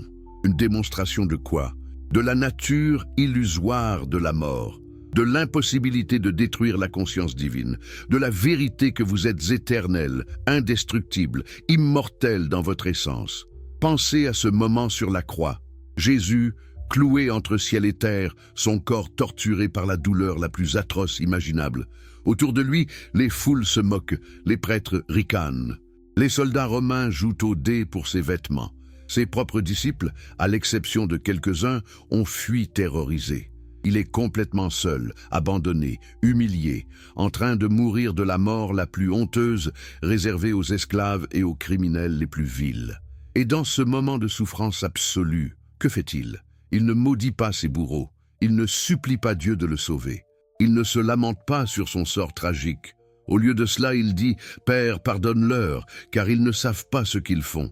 Même dans la torture, même dans l'agonie, il maintient la compassion. Pourquoi? Parce qu'il voit clairement que ces tortionnaires agissent dans l'ignorance complète. Ils ne savent pas qu'ils crucifient un être éveillé. Ils ne savent pas qu'ils essaient de tuer l'immortel. Ils ne savent pas que ce qu'ils font est aussi futile que d'essayer de détruire l'océan en brisant une vague. Mais il y a un moment sur la croix qui a troublé les théologiens pendant 2000 ans. Un moment où Jésus crie « Élie, Élie, lama sabachthani »« Mon Dieu, pourquoi m'as-tu abandonné ?» Les interprètes traditionnels voient cela comme un moment de désespoir où même Jésus douta. Mais est-ce vraiment du désespoir ou est-ce quelque chose de beaucoup plus profond? Ces mots sont le début du psaume 22, un psaume que tout juif éduqué au 1er siècle connaissait par cœur. En citant le premier vers, Jésus invoquait le psaume entier, un psaume qui commence dans la lamentation mais se termine dans la victoire triomphante. C'est une technique rabbinique classique, citer le début d'un texte pour évoquer sa totalité. Jésus ne doutait pas. Il proclamait que ce qui semblait être une défaite était en réalité une victoire. Mais à un niveau encore plus profond, selon les traditions mystiques préservées en Éthiopie, ce cri représentait le moment final où même la dernière trace d'identification avec l'ego séparé fut dissoute. « Mon Dieu, pourquoi m'as-tu abandonné ?» C'est le cri de l'ego qui réalise qu'il n'a jamais vraiment existé. C'est le moment où la séparation illusoire entre le soi humain et le soi divin s'effondre complètement. Spinoza aurait parfaitement compris cela. Dans son Éthique, il décrit comment l'ego, le sens du moi séparé, est une illusion créée par notre connaissance inadéquate. Nous nous percevons comme des entités séparées parce que nous ne voyons qu'une infime partie de la réalité. Mais quand nous développons la connaissance adéquate, nous réalisons que nous sommes des modes de la substance unique. Il n'y a pas vraiment de « moi » séparé. Il y a seulement Dieu, s'exprimant temporairement sous cette forme particulière. La mort de l'ego est terrifiante pour l'ego lui-même. C'est pourquoi les traditions mystiques parlent de la nuit obscure de l'âme, le moment où toutes les certitudes s'effondrent, où tout ce que vous pensiez être vous disparaît. C'est une mort psychologique avant la mort physique. Et c'est ce que Jésus vivait sur la croix. Mais remarquez ce qui vint ensuite. Après ce cri d'abandon, Jésus dit « Tout est accompli ». Pas « Tout est fini », pas « J'ai échoué », mais tout est accompli. La mission est complète. L'union totale avec le divin est réalisée. L'ego est dissous. Il ne reste que Dieu. Et puis, selon les évangiles, il remet son esprit au Père et meurt. Mais que signifie vraiment mourir dans ce contexte? Le corps physique cesse de fonctionner? Oui. Le cœur s'arrête de battre. Les poumons cessent de respirer. Mais la conscience, l'essence, ce que nous sommes vraiment, cela ne meurt pas. Cela ne peut pas mourir. Parce que cela n'est jamais né. C'est éternel. Les textes éthiopiens décrivent ce qui se passa ensuite d'une manière fascinante. Quand Jésus mourut sur la croix, sa conscience ne disparut pas dans le néant. Elle se libéra complètement des limitations du corps physique. Elle descendit, selon la tradition, aux enfers. Pas un lieu de torture, mais le royaume des morts, le Sheol hébraïque, l'Hadès grec, le lieu où toutes les âmes attendaient. Et là, Jésus proclama la libération. Il brisa les portes de la mort. Il libéra les âmes captives. Mais qu'est-ce que cela signifie vraiment? Littéralement, cela signifie que la conscience éveillée de Jésus descendit dans les profondeurs de l'inconscient collectif humain et proclama la vérité. La mort est une illusion. Vous êtes éternel. Vous êtes libre. Symboliquement, cela signifie que le message de Jésus n'était pas seulement pour les vivants de son époque. Il était pour tous les humains, passés, présents et futurs. Même ceux qui étaient déjà morts, même ceux qui n'avaient jamais entendu son enseignement physique, pouvaient être touchés par la vérité qu'il incarnait. Parce que la vérité n'est pas limitée par le temps et l'espace. La vérité est éternelle et omniprésente. Puis vint la résurrection. Le troisième jour, le tombeau fut trouvé vide. Jésus apparut aux disciples, à Marie-Madeleine d'abord, puis aux autres. Il marchait, parlait, mangeait même avec eux. Mais il était différent. Il pouvait apparaître et disparaître. Il pouvait passer à travers les portes fermées. Il n'était plus limité par les lois physiques ordinaires. L'Église interprète cela comme la résurrection littérale du corps physique. Le cadavre dans le tombeau revint littéralement à la vie. Mais est-ce vraiment ce que les textes les plus anciens enseignent? Ou décrivent-ils quelque chose de plus subtil et profond? Selon les traditions préservées en Éthiopie et dans les textes gnostiques, Jésus ne ressuscita pas simplement son corps physique. Il manifesta un corps spirituel, un corps de lumière qui pouvait prendre forme physique quand nécessaire, mais qui n'était pas limité par la matière. C'est ce que Paul appelait le corps spirituel dans sa première lettre aux Corinthiens. Il est semé corps naturel, il ressuscite corps spirituel. Pourquoi cette distinction est-elle importante? Parce que si Jésus ressuscita simplement son corps physique, alors c'est un miracle unique, extraordinaire, qui prouve sa divinité spéciale, mais qui ne nous dit rien sur notre propre nature. C'est quelque chose que seul Dieu incarné pouvait faire, et nous, simples mortels, devons simplement croire en lui pour bénéficier de son exploit. Mais si Jésus manifesta un corps spirituel, démontrant que la conscience n'est pas dépendante du corps physique, que la vraie identité transcende la chair et les os, alors il nous montrait quelque chose sur notre propre potentiel. Il disait « Voyez, la mort du corps n'est pas la fin, votre conscience continue, vous êtes plus que ce corps. Et si vous réalisez cela maintenant, pendant que vous vivez encore, vous transcenderez la peur de la mort et vivrez dans la liberté. » C'est exactement ce que les yogis hindous enseignent quand ils parlent du corps subtil qui survit à la mort du corps grossier. C'est ce que les bouddhistes enseignent avec le concept du bardo, l'état intermédiaire entre les vies. C'est ce que les mystiques soufis enseignent quand ils parlent de mourir avant de mourir. Toutes ces traditions convergent vers la même vérité. Vous n'êtes pas ce corps, vous êtes la conscience qui anime ce corps. Et cette conscience est immortelle. Spinoza l'exprime différemment, mais arrive à la même conclusion. Nous sommes des modes éternels de la substance éternelle. Ce qui nous donne l'impression d'être temporaire et mortel, c'est notre identification avec ce mode particulier, ce corps-esprit spécifique. Mais ce mode est simplement une expression temporaire de quelque chose d'éternel. Quand ce mode se dissout, la substance dont il est composé retourne à l'infini et se manifeste sous d'autres formes. Rien n'est perdu, tout est transformé. La résurrection de Jésus était donc une démonstration pédagogique. Il disait à travers son exemple, « Voyez, j'ai transcendé la mort, pas parce que je suis spécial et vous ne l'êtes pas, mais parce que j'ai réalisé ma vraie nature et vous pouvez réaliser la vôtre. Ce que je suis, vous l'êtes aussi. Ce que j'ai accompli, vous pouvez l'accomplir. Ne m'adorez pas. Imitez-moi. Suivez le chemin que je vous ai montré. » C'est le message que l'Église ne pouvait pas permettre, parce que si tout le monde peut atteindre ce que Jésus a atteint, alors Jésus n'est plus unique. Et si Jésus n'est plus unique, alors l'affirmation de l'Église d'être le seul chemin vers le salut s'effondre.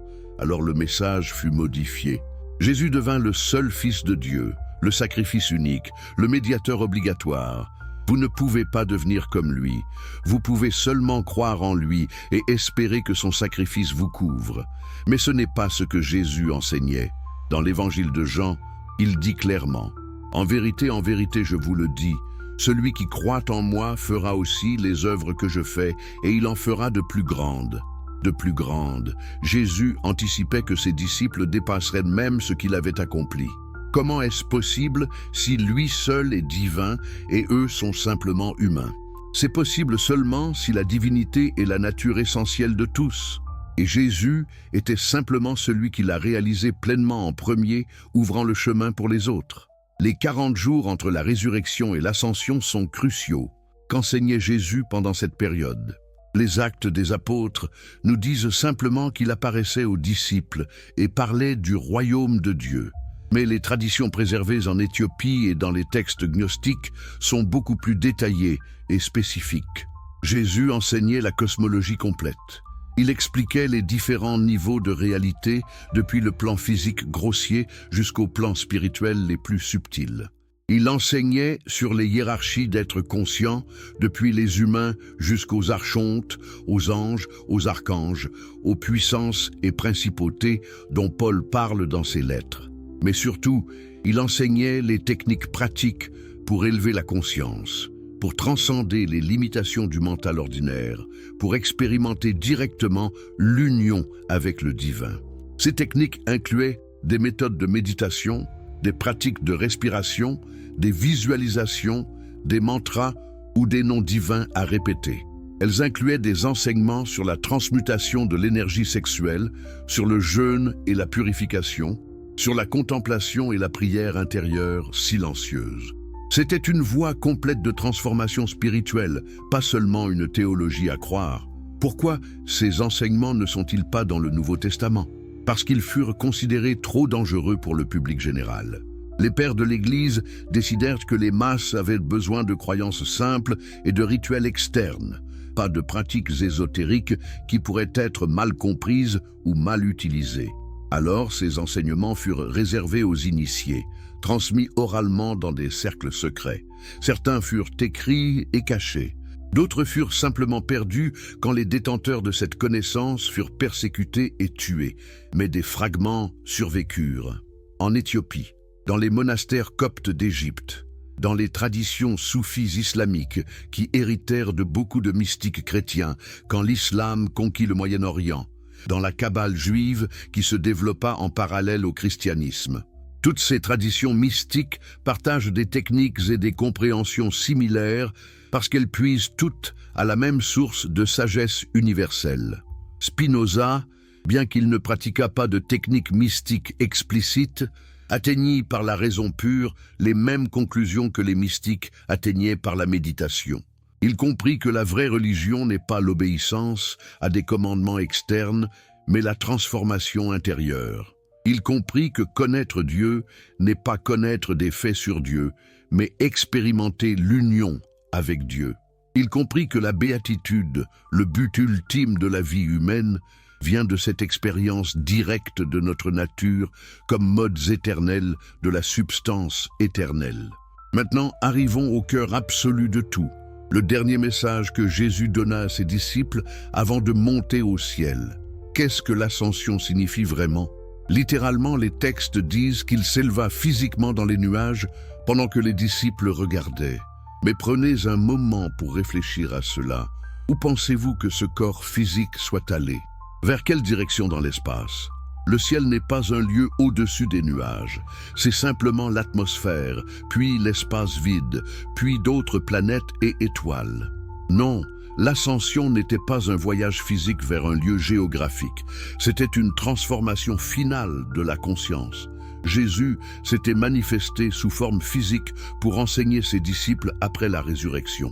Maintenant, il transcendait même cette forme physique subtile.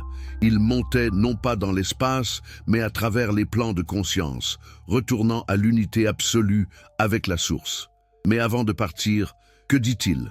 Selon Matthieu, il dit « Allez, faites de toutes les nations des disciples, les baptisant au nom du Père, du Fils et du Saint-Esprit. » C'est devenu la grande commission, le mandat missionnaire de l'Église. Mais est-ce vraiment tout ce qu'il dit? Les textes éthiopiens et gnostiques préservent des paroles supplémentaires, des paroles qui furent trop dangereuses pour être incluses dans les évangiles canoniques. Selon ces sources, Jésus dit quelque chose comme ceci: « Tout ce qui appartient au Père est vôtre. Le royaume, le pouvoir et la gloire habitent en vous. Ne cherchez pas le salut à l'extérieur de vous-même, car il est déjà complet à l'intérieur. Vous êtes la lumière du monde, vous êtes le sel de la terre, vous êtes les fils et les filles du Dieu vivant. Ce que je suis, vous l'êtes. Ce que j'ai fait, vous le ferez. Ne m'adorez pas comme si j'étais séparé de vous. Reconnaissez plutôt que nous sommes un dans le Père. » Vous voyez à quel point c'est radical. Ce n'est pas « croyez en moi et vous serez sauvés ». C'est « reconnaissez que vous êtes déjà ce que je suis ». Ce n'est pas une religion d'adorateurs et d'un Dieu distant. C'est une déclaration d'unité complète entre le divin et l'humain. Vous êtes des dieux. C'est ce que Jésus dit explicitement dans l'évangile de Jean quand il cite le psaume 82. Les Juifs l'accusent de blasphème pour s'être fait égal à Dieu. Sa réponse: n'est-il pas écrit dans votre loi, j'ai dit, vous êtes des dieux? Si elle a appelé Dieu ceux à qui la parole de Dieu a été adressée, comment dites-vous que celui que le Père a sanctifié et envoyé dans le monde blasphème parce que j'ai dit « Je suis le Fils de Dieu » L'argument de Jésus est brillant. Il dit « Vos propres écritures appellent les humains Dieu. » Alors pourquoi est-ce un blasphème pour moi de dire que je suis le Fils de Dieu? L'implication est claire. Tous les humains sont potentiellement des fils et des filles de Dieu. Tous peuvent réaliser leur divinité.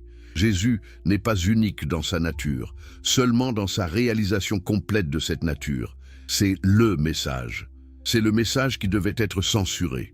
C'est le message dont toute institution religieuse, hiérarchique, doit avoir peur. Parce que si vous savez vraiment, profondément, viscéralement que vous êtes divin, tout change.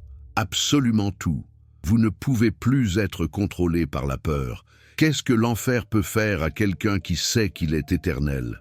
Vous ne pouvez plus être manipulé par la culpabilité. Comment pouvez-vous être coupable d'être ce que vous êtes par nature? Vous ne pouvez plus être trompé par des promesses de salut futur.